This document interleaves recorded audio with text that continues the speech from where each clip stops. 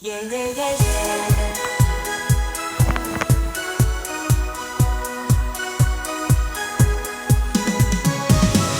Alright, welcome guys. Let me show you how I made this beautiful autogele. So I'm using the half autogele that is very long. It's about 90 inches. So I cut out 21 inches. So after neatly cutting it out, I folded it again and cut out another 43 inches. So I took the measurement as well and cut it out. After that, I cut out another 20 inches by 5, 20 by 5, okay? So I just put demarcation on where I have my 20 and I made sure it is exactly 5 inches. After cutting out this 5 by 20, I located the midpoint because I'm going to attach it to the first one I cut, which is the 43 inches, right? So that it will be long enough for the ace. I think they call it ace, right? Yeah.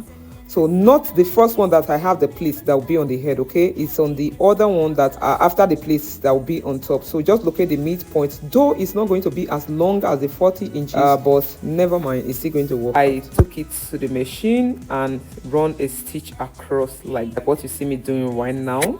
Then I'll start making the pleats. Ensure that it's like very close, all right? Not too close, like half an inch. So I'm making the first pleat. At first I folded it folded it inside like this. After that I just fold the next plate.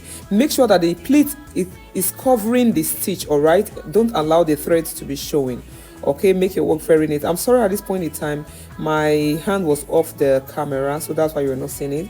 And here's exactly what you have. You can see all of them fully covered. I made 5 pleats and you can see that they are all covering the stitches, right? So I took another half piece from what I had left.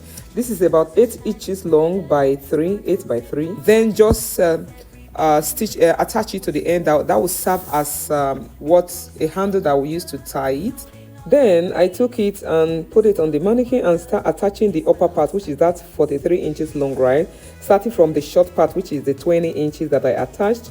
So I just made a little plate on it and try to use my needle to stitch it directly on top of it, okay? While sewing this, ensure that your thread is still not showing under, okay? I'm just doing invisible stitching. After you finish stitching the first part, you just tie it. After tying, I'm now going to start from one end, okay? I use my peg to hold it so it doesn't shift. Then I now have my time or freedom to use my both of my hands to pull it down to make the pleats that will give it the nice shape, okay? Ensure at this time, the first time you make a pleat very close.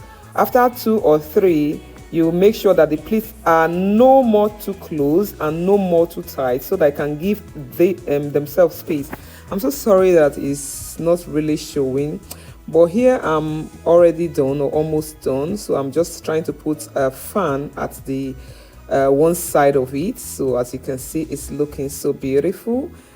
All right, so after this part I just peg both of them together. Then we're not going to leave it like that, okay? So I just got my needle and thread and try to stitch this part firmly so it doesn't pull out, okay? So I didn't bother to attach any other flap here because this is long enough, so that's why I left it the way it was. So after stitching, everything is fully okay. So I went ahead to also use my needle and thread to hold some of the stitches down so that after some time it doesn't scatter. So you can see what I have. Is it not looking beautiful? Wow, this is amazing. And you saw it on my client's head, right? You saw how beautiful it was and she was so excited and dancing. So see you guys in my next video. If you like this video, please give it a thumbs up, share for all others to see, while I allow you to enjoy beautiful music while my client dances to this beautiful music with excitement on her 25 years marriage anniversary. See you in my next video. I love you all. Dancing in the